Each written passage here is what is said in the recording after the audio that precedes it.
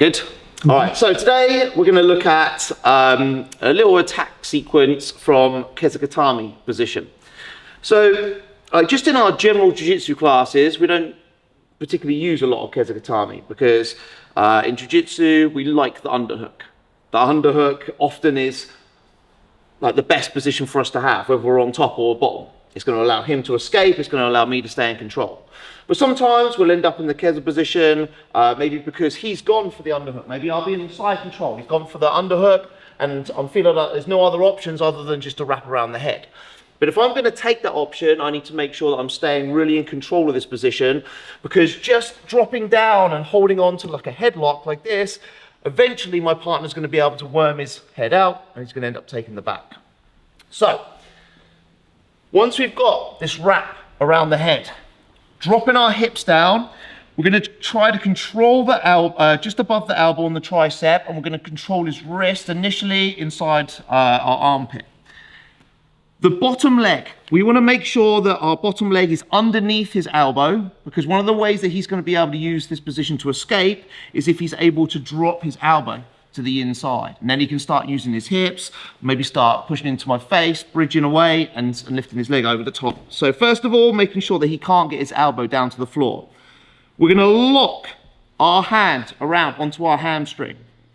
We're going to straighten our leg out. So we've got like this 12 o'clock position for our leg here. One of the main escapes is him hugging into me with both arms, and then he bridges into me and tries to get my head onto the floor here. So walk forwards and bridge. So he puts my head on the floor, then he rolls back the other way. Over the top. Let's reverse.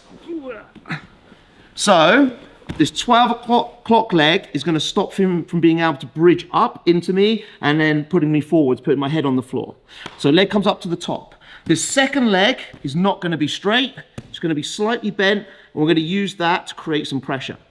Hips are going to come off the floor. Now this is where the real pressure comes in. Yeah.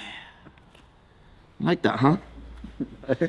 So, elbow onto the leg, hook around the hamstring, 12 o'clock leg, foot onto the floor. Now, while my hips are on the floor, he's feeling pretty good about life. Maybe not really great about life. I mean, look at the position he's in, but he's feeling all right. Soon as I lift the hips up, it all changes because I'm pulling up on the neck, and there's lots of pressure. Just be careful not to go too far over, because then you give him the option to roll over the top. So, one more time. We're going to wrap in around the head. Elbow, make sure that it's on top of the leg. 12 o'clock for this leg to make sure we're not able to push forwards. Pull his elbow up off the floor and into my ribs. Foot bases, and then we're going to lift the hips and just create that little bit of pressure. So let's just see if we can find the Kesa position first. Then we'll look at some of the attack options that we have from there. Okay? Let's do it. 1, 2, 3. So, next part of this then. So we've locked our partner into the position. So we're going to attack this arm first. So this arm, we have a few different options. Some of you might have seen the armbar and americana before, and we'll get to that in just a minute. But if this arm is like around my body, then we can start attacking this to try to make him straighten the arm into the position we want. Yeah, this is with a lot of jiu-jitsu, right? Is that if I'm trying to make him do something and it becomes strength to strength, it likely, especially if I'm rolling with someone that's a similar size, similar strength to me, that's not going to work for me. So I need to encourage him to put his arm into the position that I want.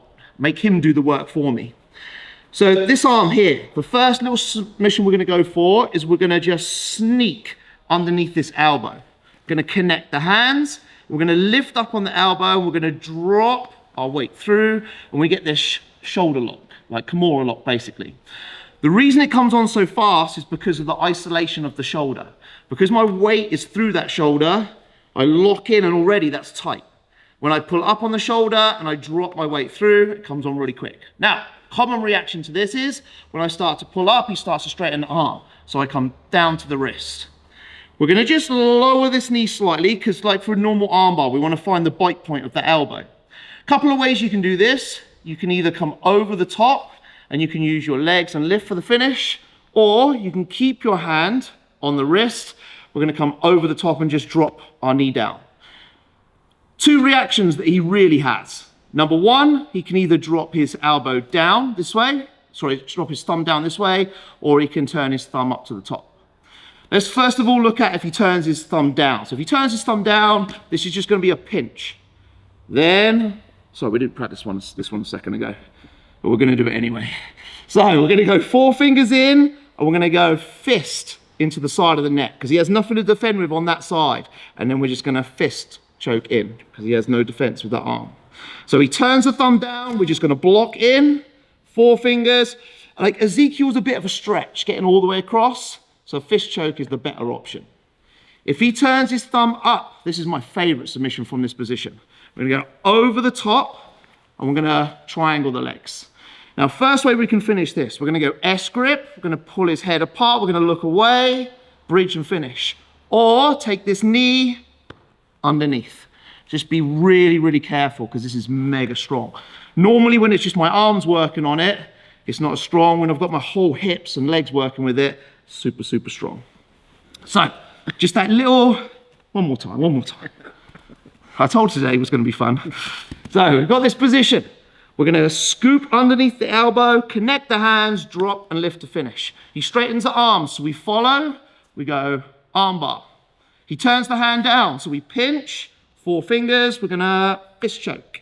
If he turns his hand up, leg comes over the top, triangle, S grip, pull apart and finish. Or the really disgusting one, we keep that same position and we take the knee underneath for the Americana finish. All right?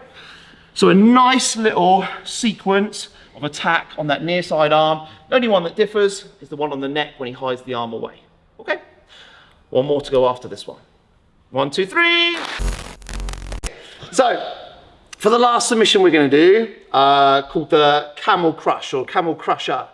So, same position, and all we're looking to do is just create so much pressure for our partner. So, I mean, if you've got a decent, like, Kesa position anyway, you lift those hips up off the floor, like, we're already doing a pretty good job at keeping the pressure.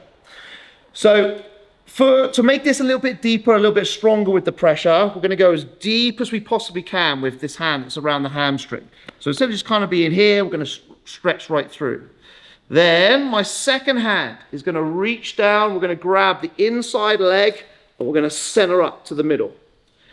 Pulling our elbows in, we're going to arch our back and push our back in for a nice solid squeeze. So camel crusher, because we're pushing the hump of our back into our partner to create that pressure. So, nice and deep with this first hand. Coming back, reach around the leg, we're going to center up, grab your second leg as well, putting your elbows together, arching and pushing your back into your partner for the finish. I think we'll call that a day there, shall we? Yeah. Okay. All right, the camel crusher, last one. 1, 2, 3, let's do it.